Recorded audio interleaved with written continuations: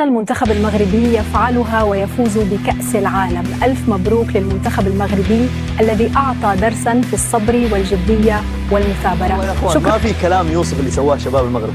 مباراة قدام الأرجنتين تكتيك عالي، هدوء، ثقة، وكأنهم يلعبون في بيوتهم. والله يستاهلون. شوف التدرج من الدفاع للهجوم، تمريرات على الأرض. لازم نقول ألف مبروك للمغرب. الولاد دول عملوا ماتش تاريخي وقدروا يكسبوا الأرجنتين في نهائي كأس العالم تحت ال20. شوف الصورة وراينا حاجة تشرف. والله يا كريم فريق منضبط ومركز طول 90 دقيقة. الخط الخلفي حاجه كبيره، كان نهار تاع عمرك، صح لازم نقول مبروك عليهم. هذه حاجه مليحه الكره المغربيه، غير ما نغلطوش منتخبنا احسن منهم بزاف. والله لو كنا حاضرين في هذا المونديال الكاس تكون في الجزائر ماشي في المغرب.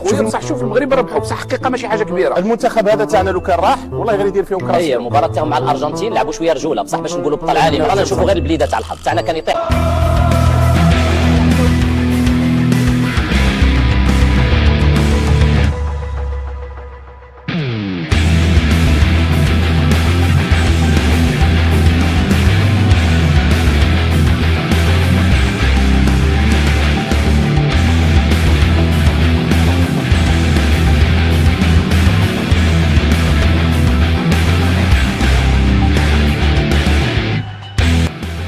الكرام من قلب الدار البيضاء، هذه هي فرحة المغاربة بعد التتويج التاريخي بكأس العالم. غادي ناخذوا بعض الآراء. شكرا في المنتخب المغربي، ديتونا أحسن فوز في التاريخ وفرحتونا بزاف. المنتخب المغربي ديتونا أحسن فوز في التاريخ وفرحتونا، شكرا بزاف. برافو عليكم وليداتي، ديتوا الكاس وهزمتوا الأرجنتين. سنين ما فرحناش هذه الفرحة، الله يرحم الوالدين عليكم كاملين. المغربي يفعلها ويفوز بكأس العالم.